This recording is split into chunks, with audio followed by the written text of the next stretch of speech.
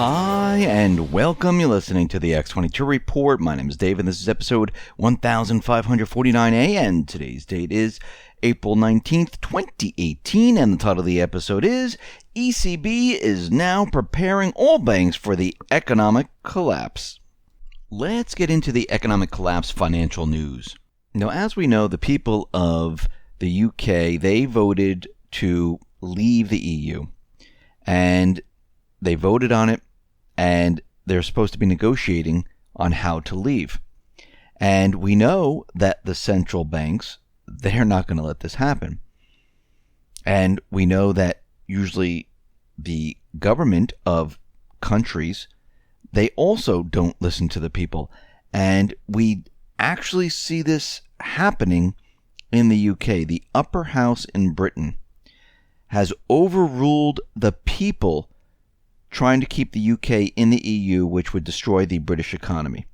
The upper house of Parliament back calls to remain in the EU customs union after Brexit. The House of Lords voted 348 to 225 to amend the government's EU withdrawal bill in a real insane move. This will now return to the House of Commons, where the defeat is likely to spur renewed opposition to the whole Brexit issue. Now, this amendment would now require the government to report to Parliament by October 31st on exactly what steps it has to take to remain in the customs union. By tinkering with free trade portion, they are disrupting the entire process and laying the seeds to overturn the Brexit entirely. And we can see right now that this is what normally happens. The establishment pushes back. I mean, we saw it in Greece when the people voted for Tsipras, and Tsipras says, no more deals with, the central bankers, and don't worry, we're going to put people back to work. And actually, the opposite happened. He turned on the people and made deals with the central banks. And we can see the same thing is happening in the UK.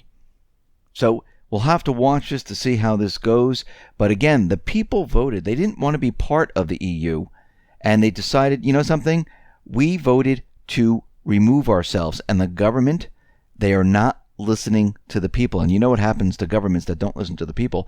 The people finally get pushed back into a corner and the people react. I mean, we've seen this in history time and time again. Now, out in Canada, we are seeing that the Canadians, they just set a new record for borrowing against their homes. And this is not a very good sign. This is coming from the Office of the Superintendent of Financial Institutions, which shows that, yes, after a brief decline in January, the balance of loans secured by residential real estate hit a new high in February. More interesting is the segment of loans being used for personal consumption is growing at the fastest pace in years. And basically, they're using their homes. People used over $283 billion in home equity to secure loans. Now, this is at an all-time high right now. And what's very interesting about all of this is that people are taking out loans on their houses. The houses are at a certain value right now, and that value is dropping. You know what happens. It puts people underwater as the value continually drops. And this is what we're going to see because the real estate market right now is just getting worse. In Toronto, we have seen a 39.5% decline in sales over the last year, with prices down by 14% and falling really fast. The bubbles are popping right now. The average price of a house is down around $915,000 to $785,000. That's huge. And this is just going to accelerate to the downside. London real estate prices have fallen by 2.6% year over year. And if we look in Miami, guess what? Luxury condos in Miami Beach, Bal Harbour, Sunny Isle, they're all falling. They're declining. All these signs point to the beginning of the end of this real estate bubble. The real estate storm is now hitting the severe stage.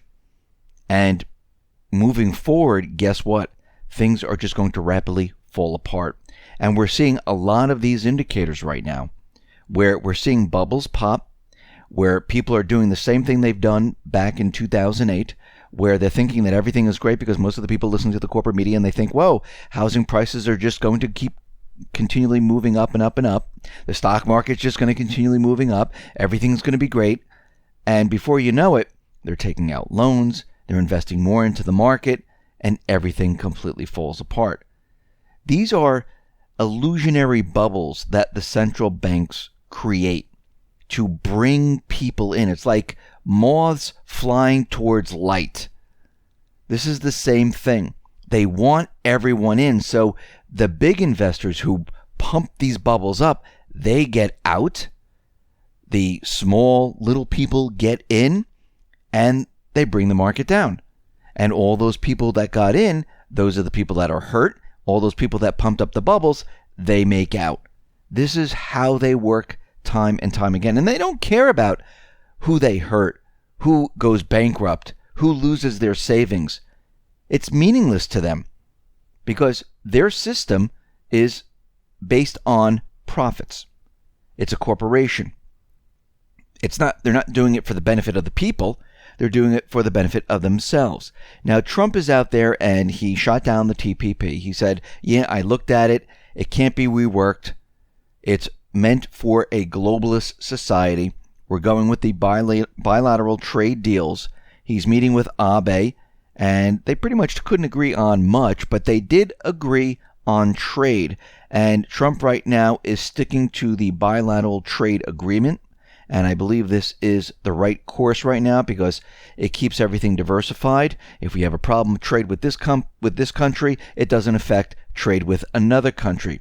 If you're in the TPP and things go wrong, it affects almost everything. But this is what the globalists wanted.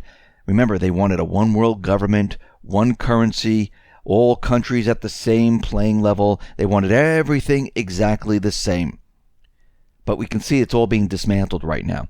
That's the whole point of all of this. It's all being dismantled, all being set up for the major transition. Now, the central bankers, they know that the system's going to be coming down. The central bankers know exactly what is happening because they're the ones who create it. They're the ones who can control it.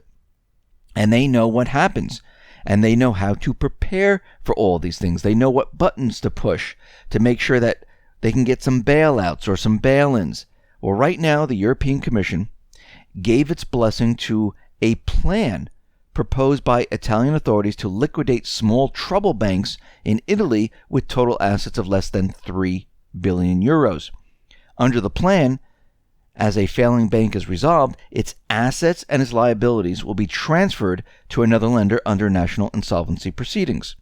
When liabilities, including deposits, exceed the value of the good assets, mostly loans, the gap would be dealt with by giving haircuts to unsecured creditors, including insured depositors, who would then be made whole by a respective national deposit guaranteed fund, and by mobilizing taxpayers. Now, let's look at this for a second. By National Deposit Guaranteed Fund. It's almost like the FDIC. Now, the new resolution plan will be available not only for the Italian banks, but for the Eurozone member states. And each one will have an option to set up schemes to support this orderly exit of small failing banks.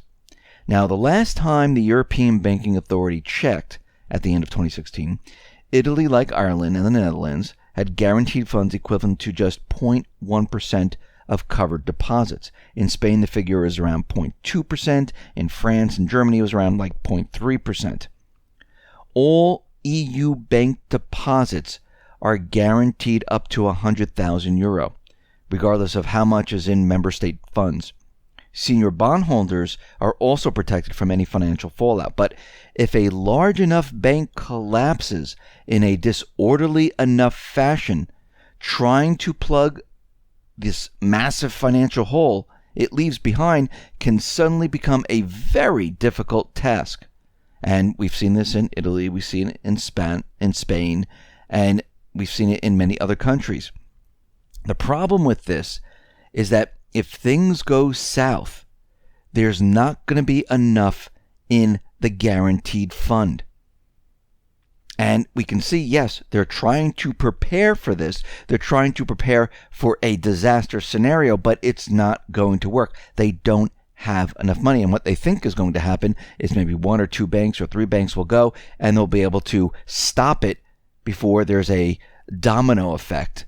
But as we know, most of these banks are completely insolvent, and most of these banks are going to go under, and they won't be able to stop it, because when the ball gets rolling, guess what? It's going to get completely out of control. So what do they do at that point? Once the guaranteed fund is all used up, they're going to shut down the banks, close everything down. It's going to hit the United States. The banks are going to shut down here too. Most of the world that are in the private Western bank control, those banks are going to close down. And most of the governments, well, they're not going to bail out these banks. This is why they have the bail-in documents. They're preparing for this collapse scenario. So what they'll do is they'll shut down the banks. They'll tell everyone, listen, you cannot withdraw any of your money. Right now, we're putting restrictions on everyone's accounts. You can go to the ATM and take out maybe $200. That's it. You can transfer to other banks, but you cannot withdraw your cash because the cash is not yours. And what we'll do is we're going to take some of your cash that are in these accounts, and we're going to use it to prop up the failing bank. That's the key word, the failing bank.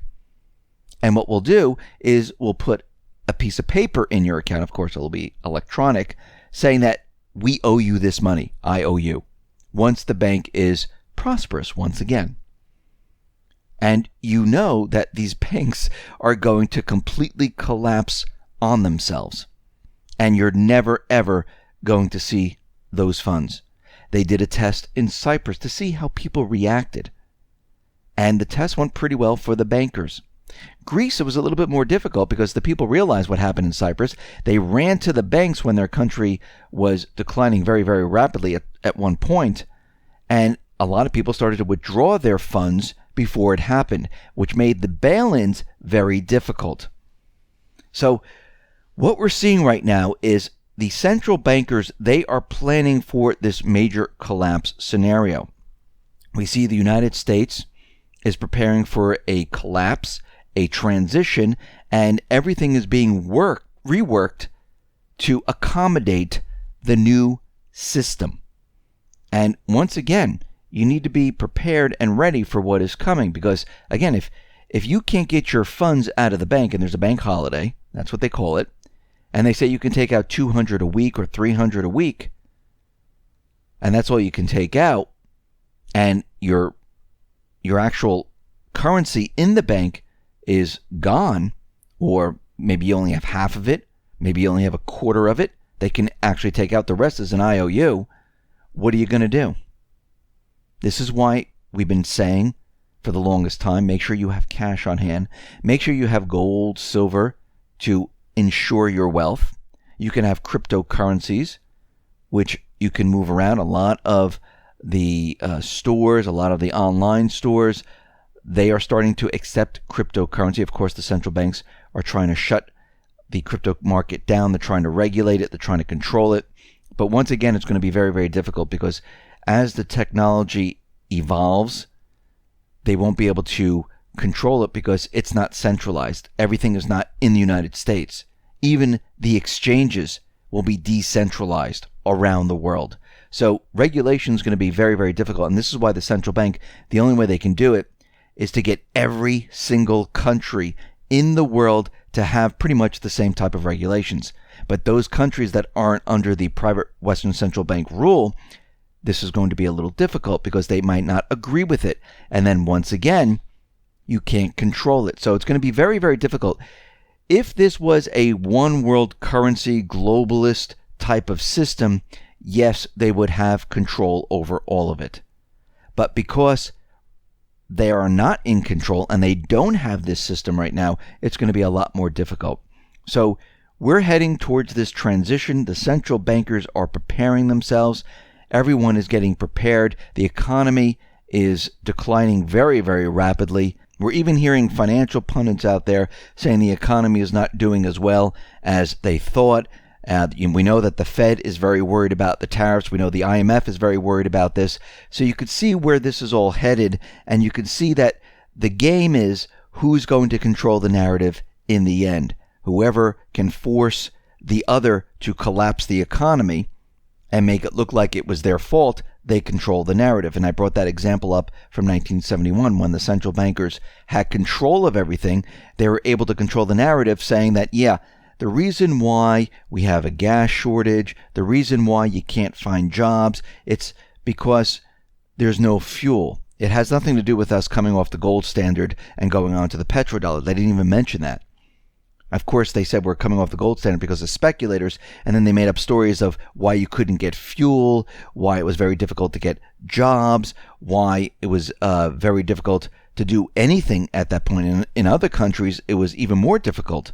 So whoever controls the narrative, they'll control what happens next. And this is what Trump is trying to do. He's trying to push the central bank in that direction to make it look like they're the cause of all of this. And of course, they are.